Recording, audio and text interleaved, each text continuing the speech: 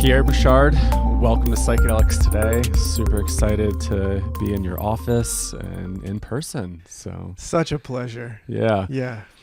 You've been on the podcast a few times, so folks that want to go back and listen to some of your episodes, really encourage everybody to dig in. We were just chatting a little bit earlier about maybe what to chat about today, and you had some interesting perspectives around like maybe the architecture of the psyche and really how to start to work with medicines in a different way.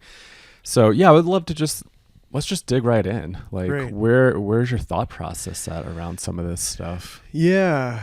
Well, it's been a real evolving process over the years. And if people go back and listen, I think the first time you and I talked, there's, I'd say a less developed version of this starting to poke forward then. But I'd say what's come through for me over the last years of working with people and having the opportunity and the privilege to just do these long arcs of work with people in different ways has been that, when we talk about doing psychedelic work, that's just such a broad description. What do you mean by that? Well, it's like saying, oh, I have a meditation practice. In the same way, it's like, well, that could mean a lot of different things. Yeah. That could be, like a Theravadan Buddhist Vipassana practice, which is very much about observation and about really noting very precisely. That could be a bhakti yoga practice where you're having a devotional chanting practice, or some people would probably be calling what they're doing with breath work a meditation practice. Right. All of those are vastly different states of consciousness that you're cultivating and working with. And so to say, oh, I have I'm doing psychedelic work or psychedelic healing. It's like, well, let's start to get more precise about what's actually in service for somebody at what point in the arc of their own process. So, I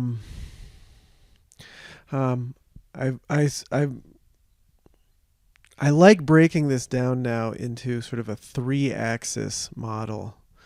So an X, Y, and Z axis. So I think about the X-axis as this is personal work, right? This horizontal axis. This is me, this is my wounds, this is sort of what I'm working on, this is how my parents were kind of crazy and how I'm occurring in response to that in relationship, and it's classically the stuff of psychotherapy. Right. This is what we do in psychology is we work on this. It's immensely important. And this is what we could also talk about as psycholytic work, sort of working this layer with lower doses. And for those that don't, you were just going to explain lower doses for those that might not know what psycholytic is. Yeah, thinking of working with lower doses of different medicines. Psycholytic is a term that Stan Grof came up with when he was doing basically some version of psychoanalysis with 1 or 200 micrograms, I believe, of LSD. Yeah. But you could be doing this with ketamine. You could also be doing this with MDMA for sure. So we'll be going more in depth into that in a sec. But so from there we have the Y-axis. And I think about this as much more of what we classically think of as psychedelic work. This is transpersonal territory. If we're looking at this visually on a map, the way I like to think about it is sort of like the low side directionally of this is sort of the classic transpersonal. This is Jung. This is archetypal material. This is shadow material. This what we might call soul work. Yeah. And then on the high side of that, I think, and what we could talk about is spirit, right? And so we've gone from what is my sort of like what is it to sort of encounter more of the collective expressions of humanity and soul, and how am I learning more about myself by expanding what I think of as my ego or me, by understanding more of this collective and deeper layer of humanity, to the high side of spirit, which is, some version of what is it for me to be a conduit through which life force, Godhead, cosmic energy to move through me and animate me, and what is it to be sort of knowing myself from that place. Beautiful. And then is there a third part of it? There is, yeah. So that's the y-axis. And then you have the z-axis here, which is how is all of this expressing in the world? Right? And so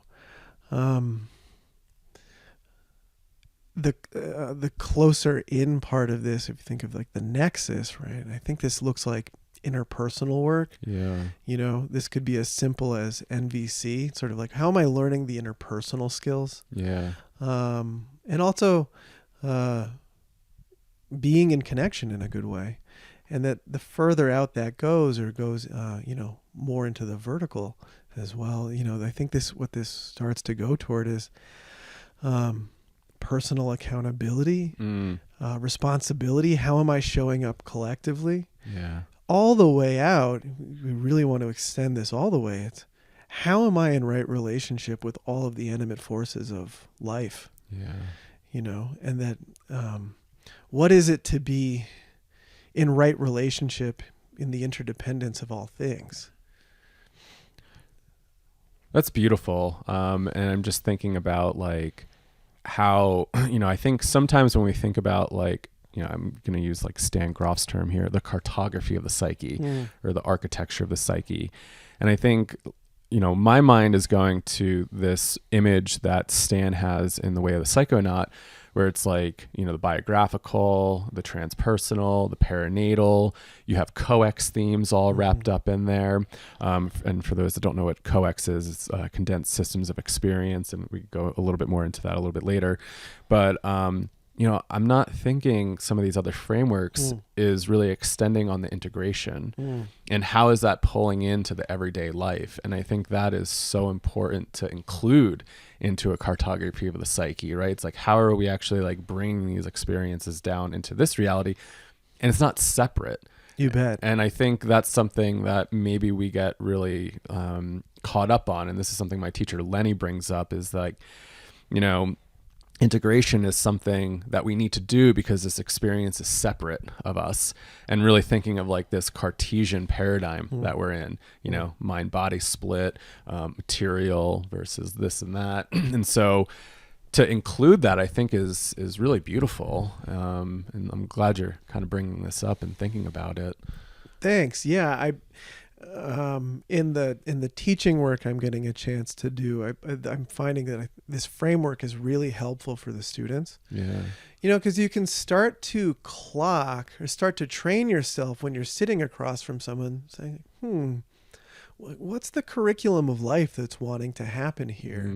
What part of this process would be most in service, right? And that there are different medicines and there are different dosage strategies that will push someone toward these different directions more so. Yeah. And that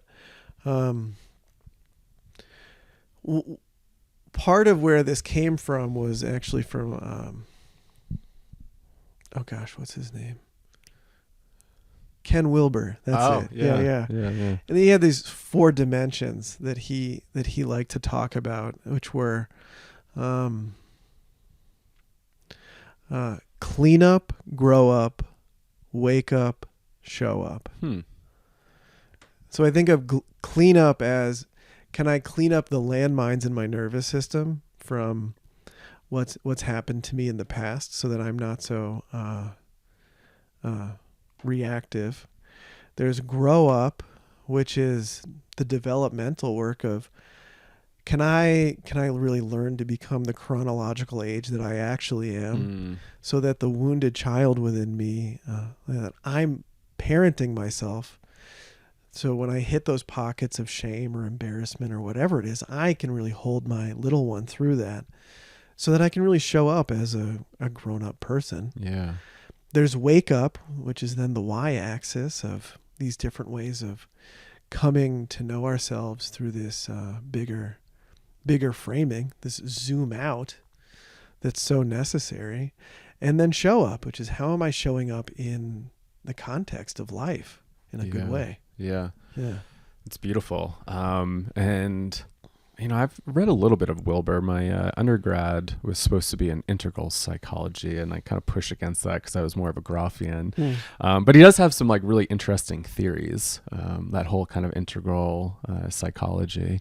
So let's like kind of dig into some of the practice around this. And I think, I always like to remind people, like, we're just so early still, right? Like there's so much exploration to be left to figure out, like, what are best protocols? How do we approach psychedelic work? As you're saying, what does psychedelic work even mean? Right. Like there's so many different ways of exploring this. And, when you brought this topic up, I was thinking, this is such an interesting topic. And I get asked this all the time from our students, like, what's the best dose? What's the best medicine? How do I really approach this stuff? So I'm wondering, like, how you approach this with clients, like using this framework and thinking about like what medicine to use and stuff like that. Yeah.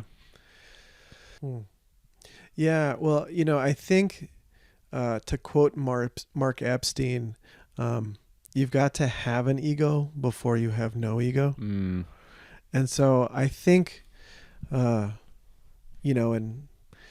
anyone who's heard podcasts with me in the past have heard me sort of harp on psycholytic work as being so important. And I'd say that really holds true here, which is that I think there's so much wonderful work to do that doesn't involve dissolving the ego, which is less sexy when we're talking about psychedelic work, because I think there's so much talk about the transformative potential of an ego dissolution, and that creates all of this possibility for change for people, which I'm 100% on board with and believe, and certainly know in my own personal experience. But there's so much excellent work to do in the relative reality, in actually helping people have a healthy sense of self. And this is where, having smaller doses of different medicines, depending on what people are comfortable using, what's legal in different contexts, and, what people's risk tolerance is for all of that is, it's quite the wide range. But that, doing trauma work, doing attachment work, doing inner child reparenting work, all of this kind of stuff is we're healing the nervous system and bolstering a healthy sense of self that can meet the world, can meet intensity, can handle intensity really well. And so I think about, this is classically where MDMA fits in this X-axis, in this, psychology realm. Low dose ketamine I've seen do really well here. I've done wonderful trauma work and attachment work with lozenges, lower dose, like 100 to 200 milligrams of lozenges of ketamine. I haven't worked clinically with LSD, but this is certainly what I was going to say. Stan was talking about. Really kind of a lot of biographical stuff, right, to work with, right, especially in the lower doses, right. Yeah. So that I just find that doing that kind of work early on for people, there's just so much juice to squeeze. And that another reason why I think this is so important is that when people have spent a good bit of time doing that kind of thing, it's a lot easier to go to these more expansive realms in the y-axis, and I think it also reduces risk. Mm. We're reducing risk of people, I'd say, having really challenging negative projections toward the practitioner they're working with. Yeah. And also reduces risks of things like people having psychotic breaks, which is, we really don't want to have that happen. Yeah. And there's this protocol. The more you have a healthy self, the less risk you have for people having fragmented psyches coming out of something. Yeah. Yeah. And as psychedelics become more accessible and legal, we're here in Colorado and it's pretty wild. Like, just thinking about the laws here now, which is pretty cool. It just kind of hit me. I was down at a conference and, there was just some kind of, gifting that was happening and thinking in the confines of the law that's decriminalized now. And it's just pretty wild. But, and I gave a talk there on spiritual emergence and, just how people aren't really preparing as much. They're reading some of the, the research, the headlines, and just jumping in. And so there's two things that came up as you were speaking. One was, Terrence McKenna. He always talked about, 5 dried grams in silent darkness and this idea of also shattering the ego and going out. But in a talk he gave, he also talked about how having an ego is important.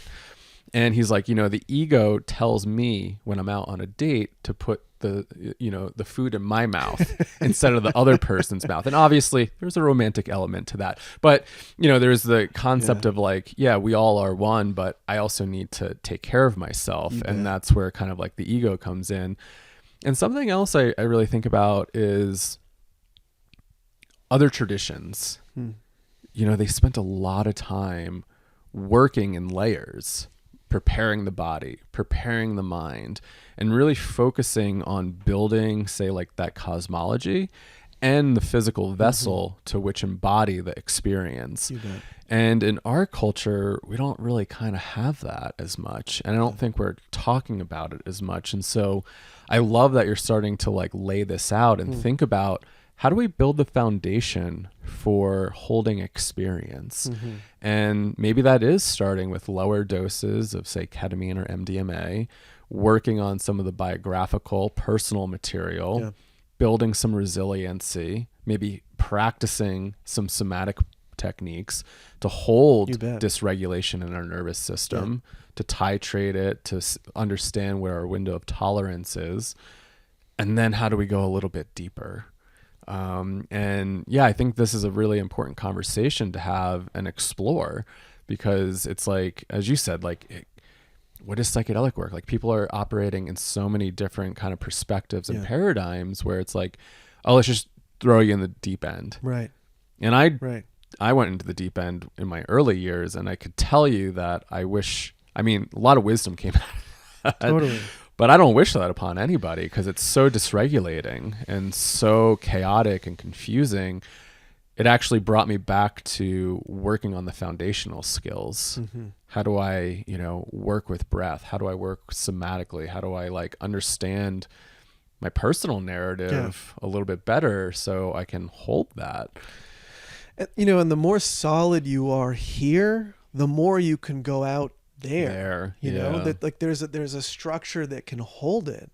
So, the two go together, and I think to say, I think most of us who, found this when we were young people, we weren't trying to do any of this. Like, we were having experiences, and, like you, I also had, formative experiences as a young person that were more than I thought more than I could handle at the time, but we're deeply, spiritual. Yeah. And then, and it's not to say that I think this is not to discount that, or not to, for any of the people that, the first thing they ever did psychedelically was ayahuasca or something, just kind of went blasting to the deep end. I don't think it's not to condemn any of that. No. I think, earlier in my career, I was a bit dismissive of that kind of thing, which, was, I think, a more narrow perspective, honestly. But that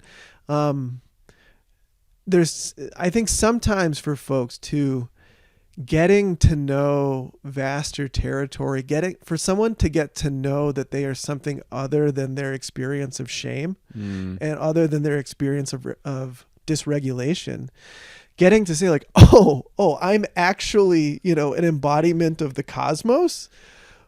Oh, provides something for people to say, that then gives them the confidence to say, okay, now I can go toward these wounded parts because I know I'm so much bigger than this.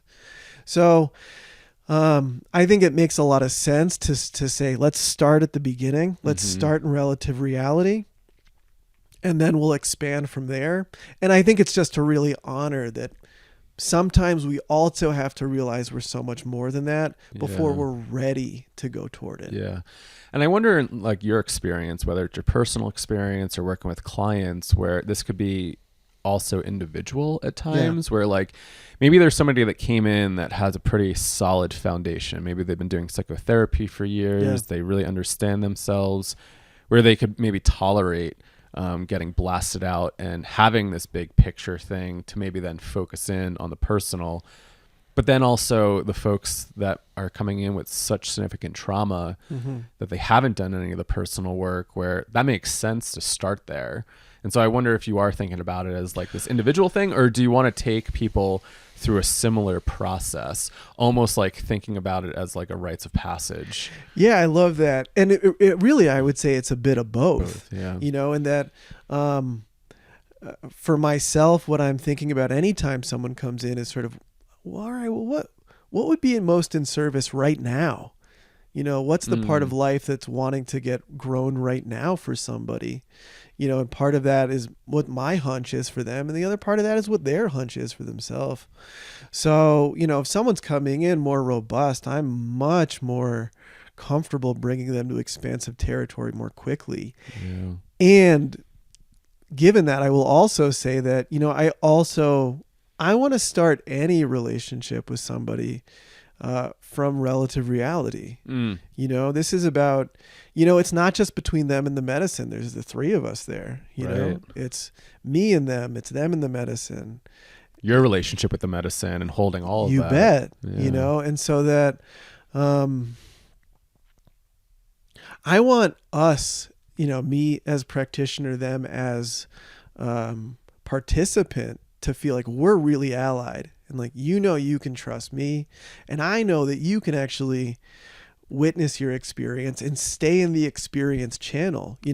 Sometimes people are super, like they have a strong ego, they're robust, but that also means that they're really good at being in their heads, which is not exactly the same thing as what we're talking about, and that, people occur on a spectrum of density to sensitivity, and so another part of this is to say, for people that are more sort of locked in the thinking channel, cool, how do we start to teach you how to be, at least in this space, more in the experience channel, using some witnessing of your experience and letting the experience actually really happen versus running all of it through a thinking channel. Right. And so, we're talking about a strong ego and how that can be really important, but then the opposite is like the letting go. When you do have a strong ego, sometimes it's actually really hard to let that part go, to actually have the experience. And so that's a balance, right? It's like, how do we strengthen the ego so we can hold the experience, but not too strong where we don't want to let go of it, to experience maybe the numinous or something beyond us. That's it, very much. And this is where, I like being able to operate with a map, and I really like to introduce this to my students because it's really useful to start to think in this way. And then, the artistry of doing this work with people is being able to sort of play with these nuances and have a sense of what would be most in service here. Yeah. Over all the years you've been doing this, I'm sure there's been plenty of teaching moments, but like, what have been some of those teaching moments that helped to solidify this cartography or helped you to start thinking about it a little bit more? Well, I think some of it just has come through my own personal experience of spending the early years of my personal psychedelic career, once I sort of moved out of being a young person experimenting with mushrooms and just, Right. in the woods with friends. But once this really started to become something that was a path, it was some years really cranking through trauma work, and then moving on to, and that was my own personal experience of that was mostly with MDMA and doing somatic trauma protocols with MDMA. Yeah. And then moving on to mushrooms later on. Yeah. And from there it moved into these, really the smorgasbord of possibility and option and getting to explore in many ways. I'll say though, there was actually I was holding a group mushroom journey not too long ago, and it sort of exemplified some of this, where there was a participant in that who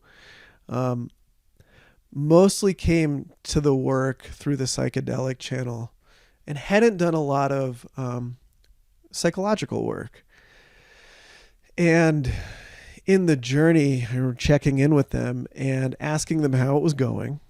And they were describing their experience of saying, I feel like all of the staff people here are trying to manipulate us. And I feel this crushing cosmic weight on me.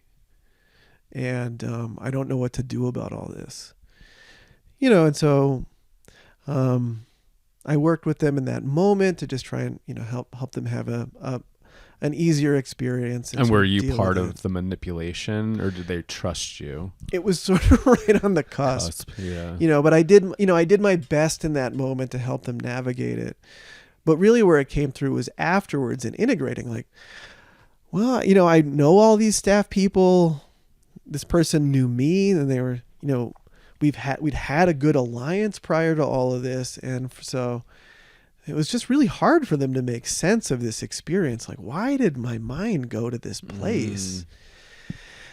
And so I asked them, I said, well, if you take some of that and think about what was your childhood like? What was your family like? And they, started to identify, well, yeah, I had pretty intense parents who were really hyper vigilant about what I was up to and pretty controlling. And I didn't have a lot of autonomy as a kid. And so here's one of those things where the personal refracted into the mythic. Yeah. Because it wasn't worked. And this is, I think, part of what gets so challenging for people and what's confusing, right? Is that it's like, well, it might be that there is a crushing cosmic weight on top of you, or it could be that you're experiencing a memory of how your parents were relationally with you. Right. Yeah. And that's a little too much typically to work in the moment, but it was something afterwards in the integration that then they had an opportunity to go revisit. It's like, oh, this became the impetus to do more personal work. Yeah.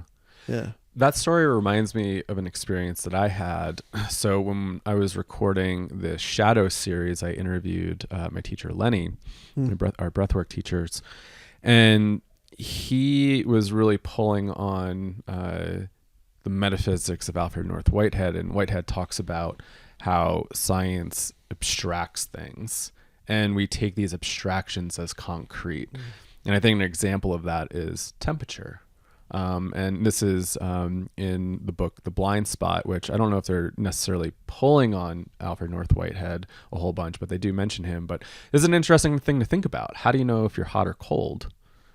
Usually it's a feeling, but sometimes we take it as the number. I look at the weather all the time, like, oh, it's 62 degrees, it's 65 degrees out. But this is where the abstraction becomes concrete, is that we take the measurement of air molecules, how expansive or condensed they are, and we put that number on it, and we say, this is what the temperature is. But moving up to the mountains at high elevation, I remember I woke up on the 4th of July, and it was 40 something degrees out in the morning. And I was like, oh, it's going to be cold. And I bundled up and I go outside and the heat from the sun actually made it so hot.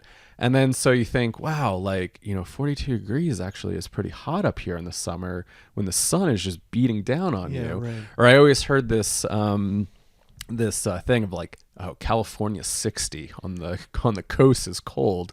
And living in Vermont for a while in the Northeast, it's nothing. That's warm. And then going to the coast and I'm like, this is freezing. And needing to like really bundle up. And so, but it's interesting to make a concrete, this abstraction into this concrete thing.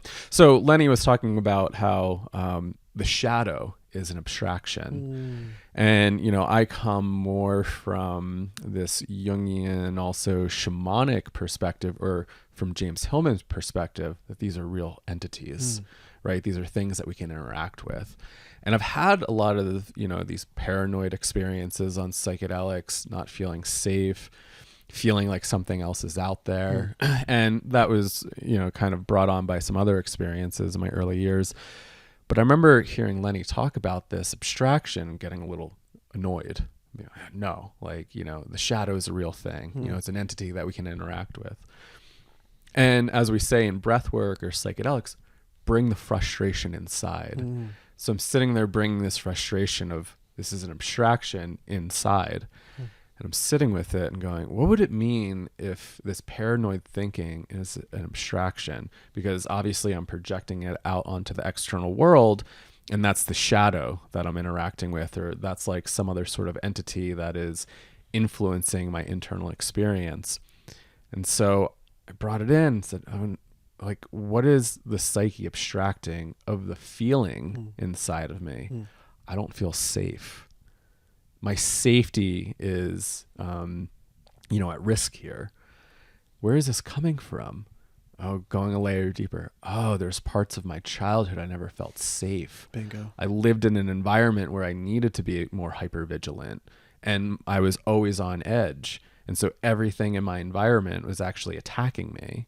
And so if we use that feeling of not feeling safe, and then when we think about the intensification and the projections that happen during psychedelics, I'm projecting that out into the external world. I don't trust this person. There's a shadow entity out there, threatening me, and my safety is at risk. And so it's a really interesting thing to think about when we can bring that inside a little bit and bring it a little bit deeper and use that as material to work with, which is challenging, but I think that's where like guides and coaches and therapists can sometimes be really helpful to help somebody go a little bit more internally and sit with that. You bet. Yeah. I love that story. Yeah. And that I also don't want to sit here and suggest that the vastest view we can have about this is psychological. Right. Yeah. And I'm just such a deep lover of Josh Schrei. I was going to say, yeah. And, and I have the privilege of working with some teachers who've been at this for far longer. And, they would say that there's a way of relating to entities as a real thing, and I'm willing to yield to their experience to say there's a possibility that there are forces outside of ourselves that are also in the field, and that in the psychedelic space we're encountering a level of sensitivity that makes us more capable of working with that or encountering in that.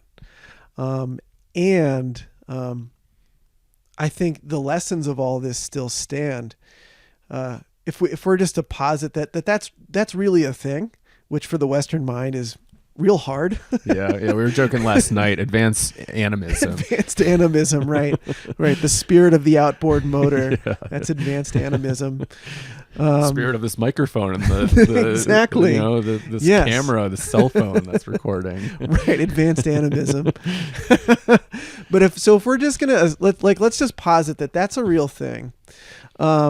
Being able to discern between when am I encountering a projection from my childhood versus when am I actually encountering something out there that's actually out there, And that like the more that you can make that as a refined differentiation, the more that you can really do something useful with it too. Yeah. How do you discern that? And so, I just wanted to make the note, like I wasn't like to dismiss that, because certainly, I definitely come from that world of Yeah. like animistic viewing and, interacting with that type of stuff. But it was interesting to take it in and take it personally. You bet. And have a different perspective. But You bet. yeah, that podcast, like the Emerald Guardianship and, what was it? Guardianship and Protectors. Yeah. I mean, that was a really interesting podcast to open that Yes. part of myself back up and be like, oh yes, those are real experiences that I had. Yes. And those were real things I have encountered. And I'm Yes. not going to just put a psychological label on it and say that's an abstraction. Right. Because that was a real experience. Yeah.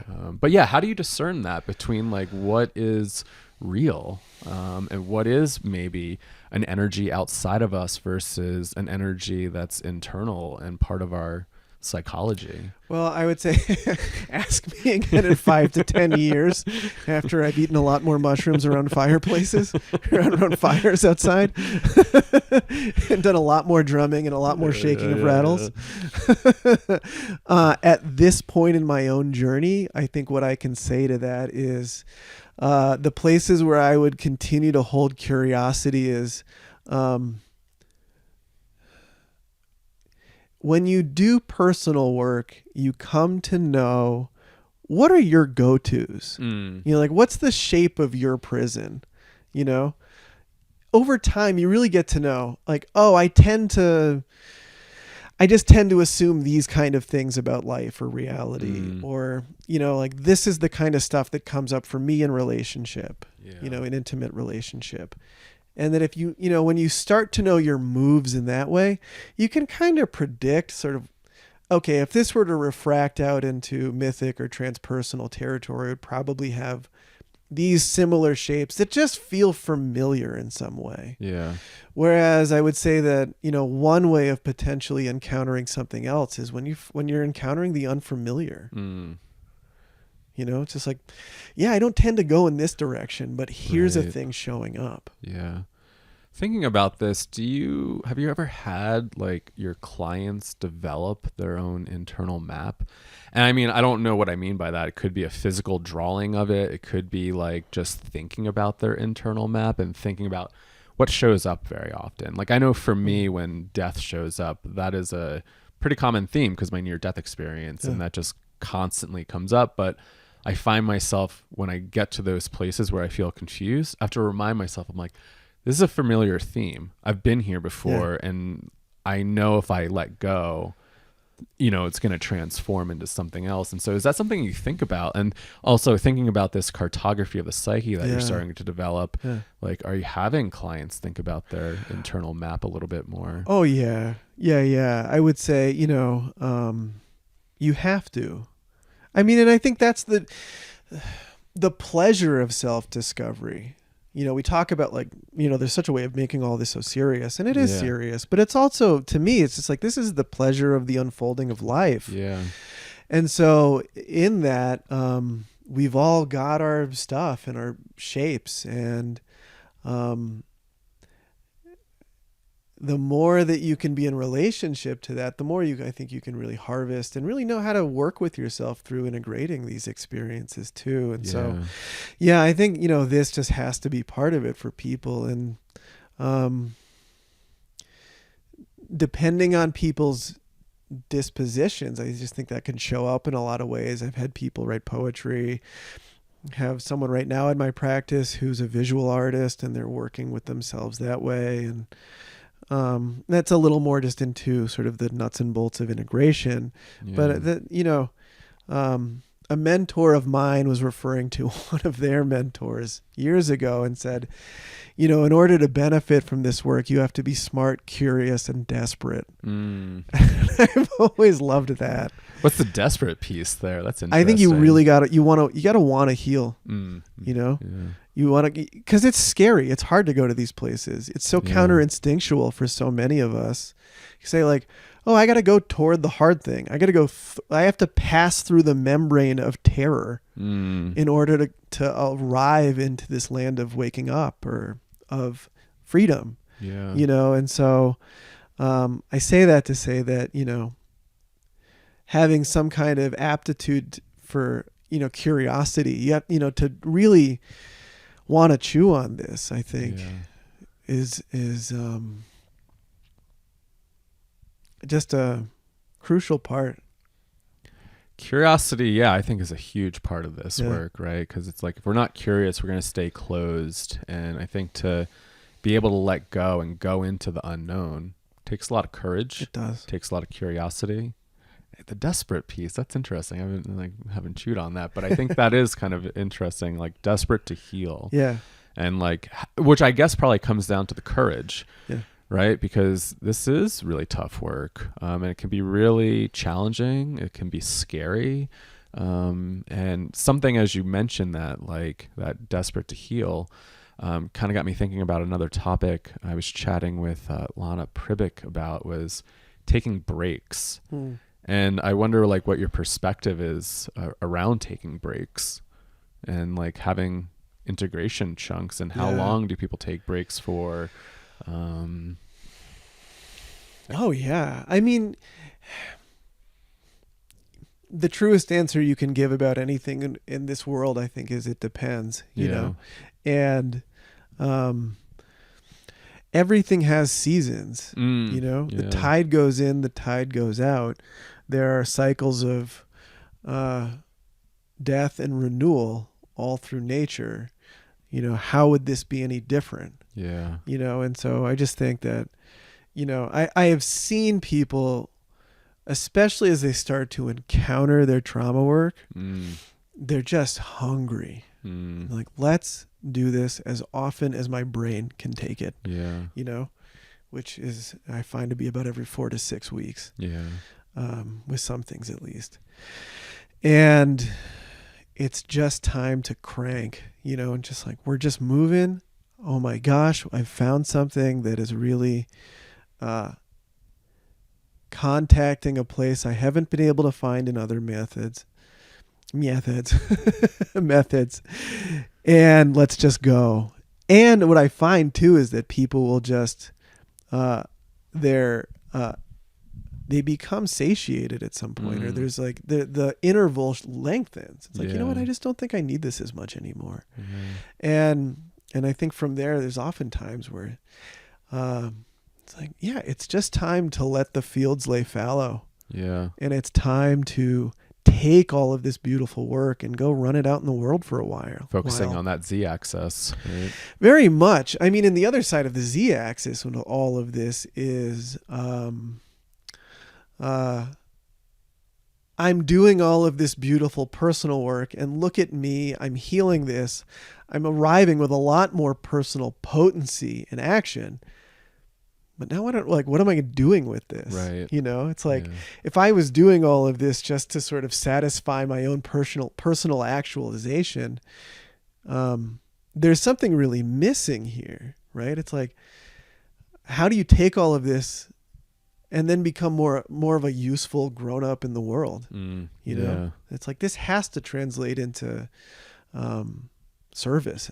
This has to translate into some kind of action that's in benefit. Stop focusing so much on the individual and the personal, right? And how do we bring that out into the world a little bit more? Which, I think like that term individuation gets a bad rep, but I think Jung was really kind of talking about when we do our personal work, then we can bring that out into the world. Yeah. And like, what is the challenge of bringing the personal out into the collective? Good Lord. That's a huge question. Well, let me answer that in an indirect way. I would say, what are the pleasures of it, maybe, which are, and here's a relatively sort of personal one that I think a lot of us can understand, which is,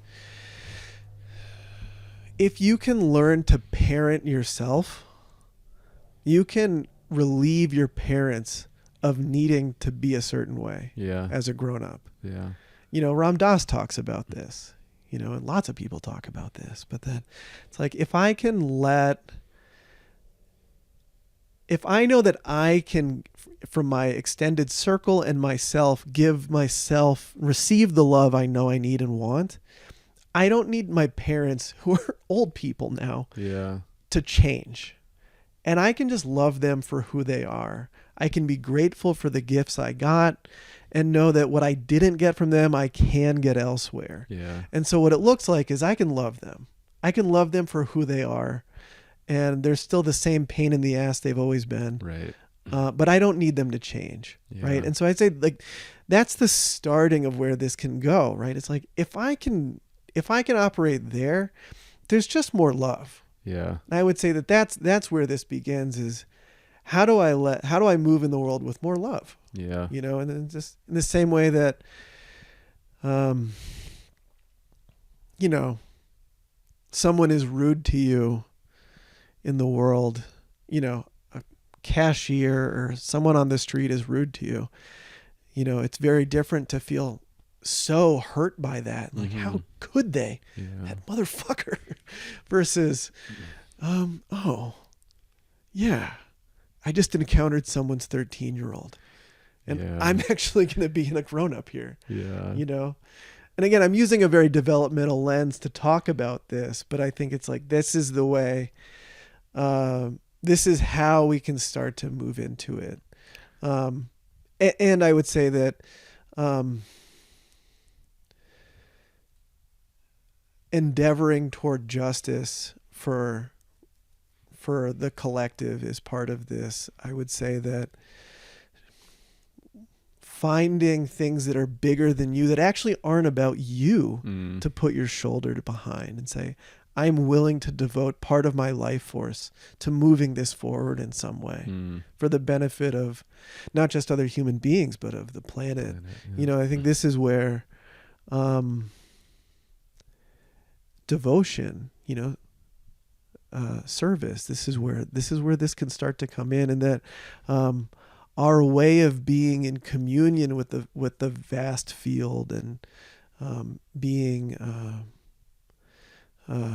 in close contact with our hearts and with what's needing personal work can continue to sustain us, so that we are not a martyr to the cause of whatever that cause is. Yeah. 3 things that came up. Yeah. My mind always just takes in, and I'm like, so many stories and things to talk about. When you're talking about showing up to the parents, it reminded me of this story from Ram Dass. I don't know how true it is. I've been trying to find it, but a friend told me it, when, you know, he was already a guru and he had to move home for a little bit with his father, and, you know, just had to sit there and like eat hot dogs and macaroni and watch baseball. Yeah.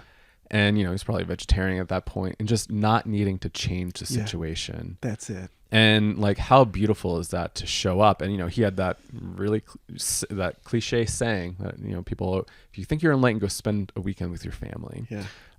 And that really helped me when I moved back home, to just sit there and be like, I don't think I need to change anything here. Yeah. How do I just show up and be? Yeah. And so that how do we do that? How do we just embody that love and not need to change a situation? Second thing was, you know, as you're talking about confronting somebody mean on the street or the cashier or whatnot, years and years ago when I was living in Vermont and working with at-risk teens, sometimes I would do like a little drumming journey. And this one young person was in this place because they were getting bullied, and they had a lot of like self-harming. Everybody that came through there had some sort of like self-harming or suicidal ideation. And they came out of this journey and said, I met the squirrel, and the squirrel told me that my bullies aren't bullying me because they hate me. They're bullying me because they're suffering just as much as me. It was really interesting to hear that they started to have compassion towards the people that were making fun of them because they could see the suffering that they were going through.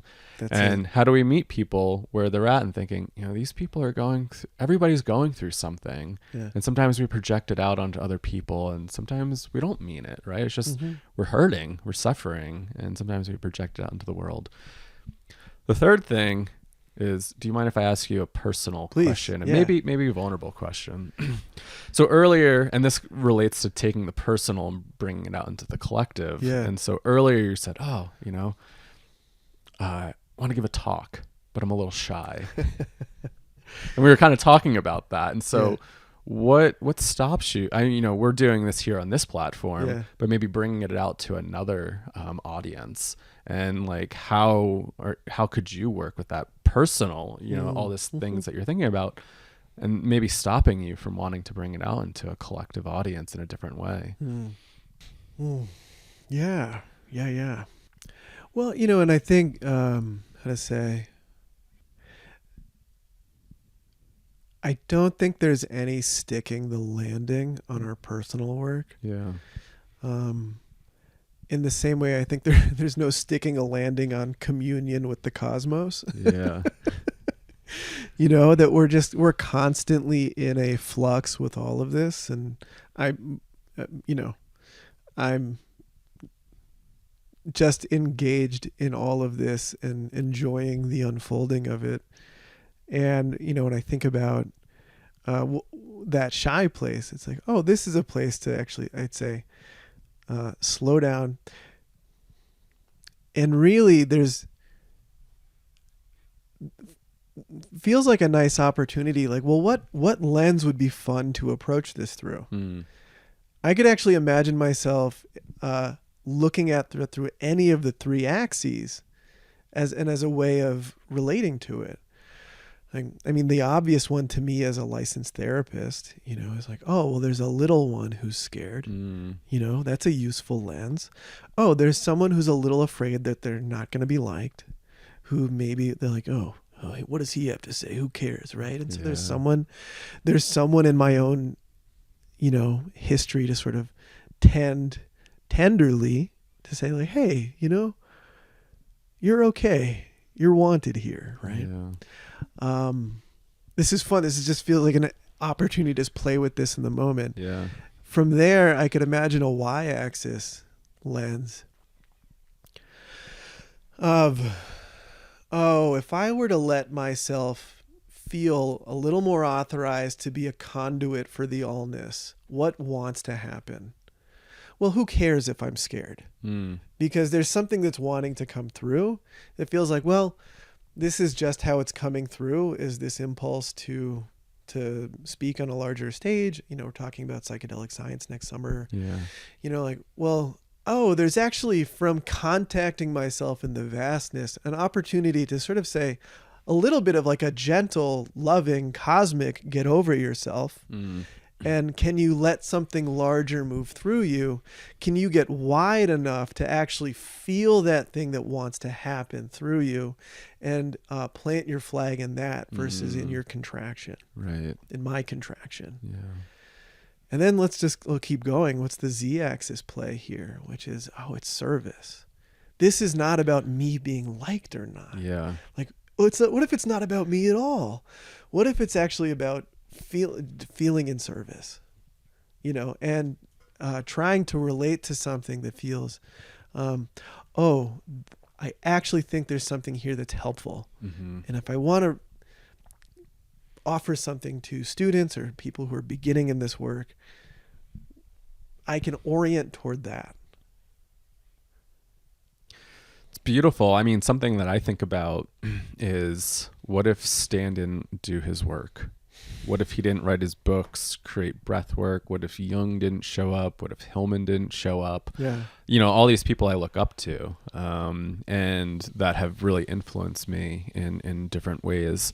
And, what if their personal stuff got in the way? Where would I be?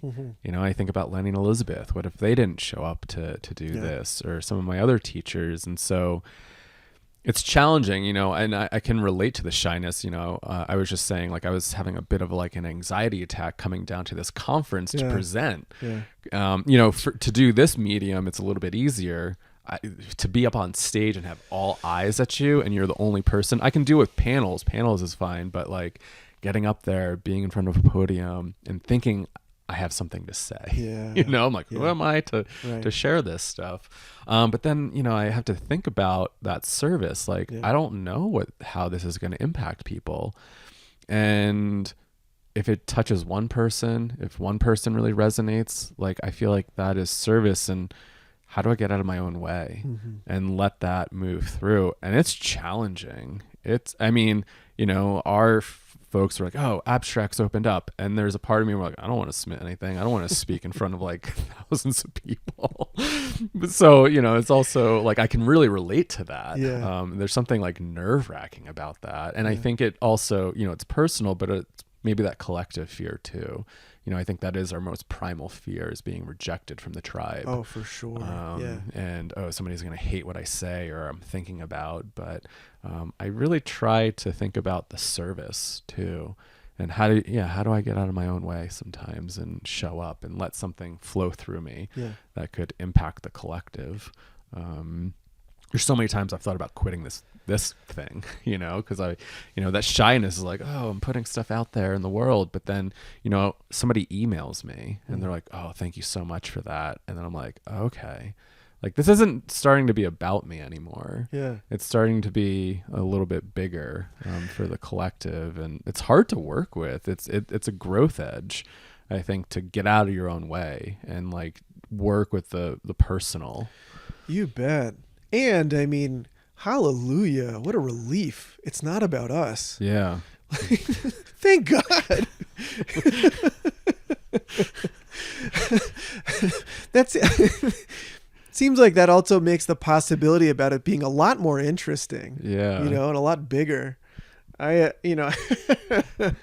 had a mushroom journey not that long ago where, something I really love about mushrooms is there's all the talk about ego dissolution, and often what precedes that is an amplification of, oh, this is what my ego looks like, Yeah. And so, I had this wonderful teaching moment of an experience in the mushrooms, not that long ago, where I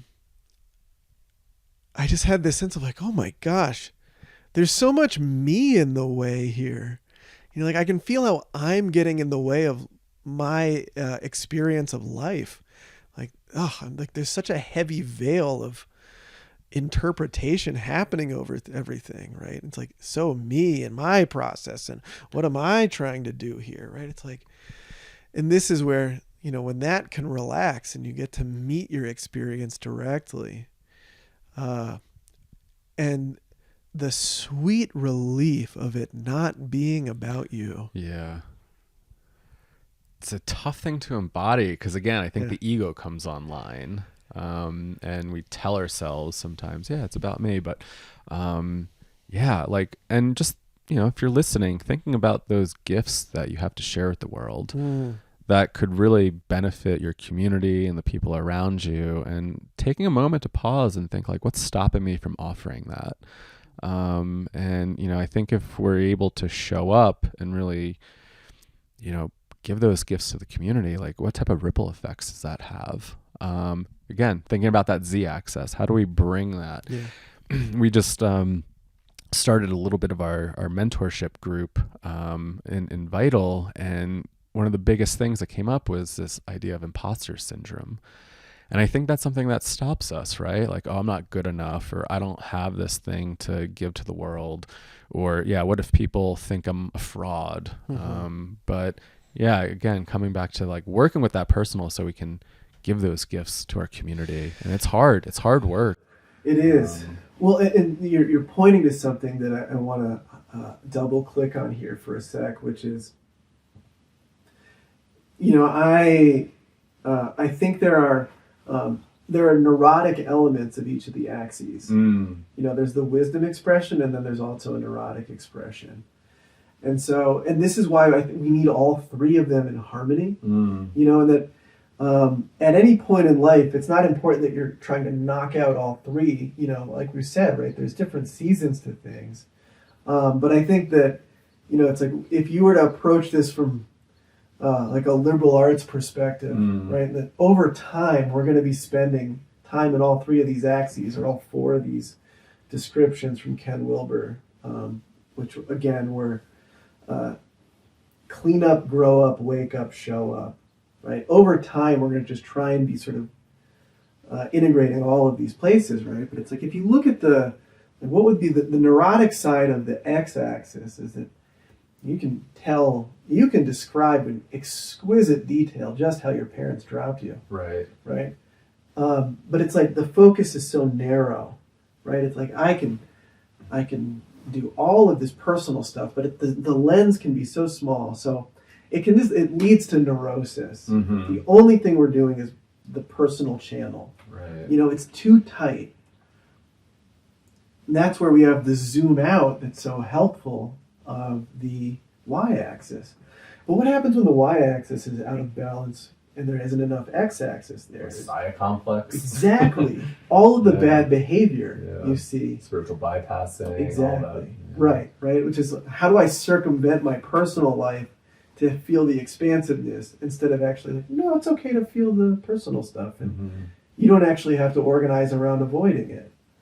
And then I think, the neurotic side of the z-axis is, like a foaming at the mouth social justice warrior. Right. Where it's like, let me lay down on the barbed wire of life and be completely consumed in service of a cause. It's like, there's actually an opportunity to include yourself in the cause. And also as a way of not, like, how do we invite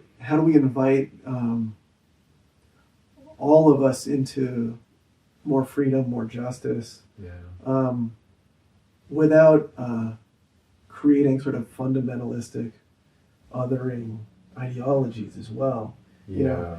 Quoting again from Josh Schrein in The Emerald, his episode on justice, he's interviewing Van Jones, says, I see a lot of people talking about holding others accountable, but I don't see a lot of holding.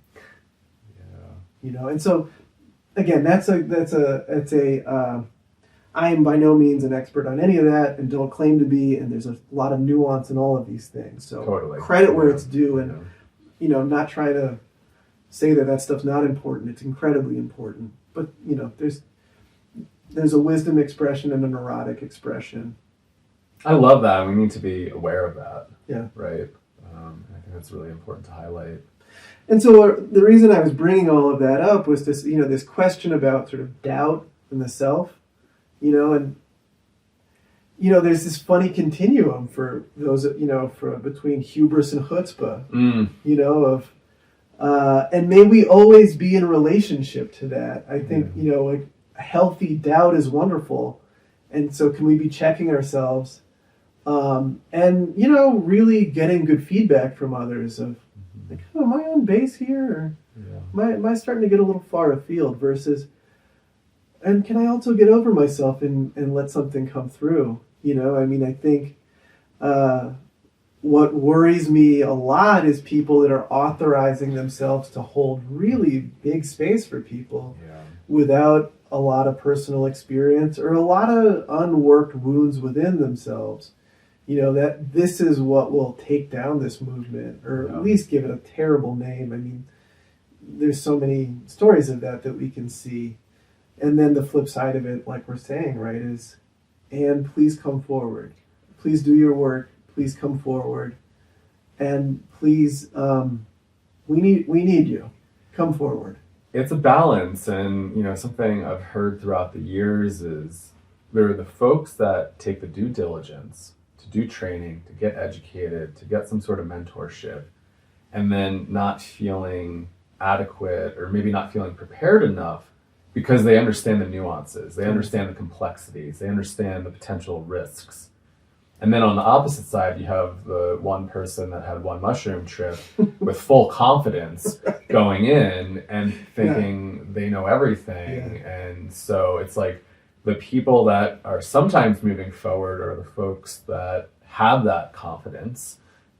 I don't know where that comes from at times. The more I do this work, I'm like, am I equipped to do this? Like, this is really potent and powerful work. And then, the folks like maybe us, we, sitting there and thinking about it and being a little bit more critical and nuanced and sometimes afraid to step forward.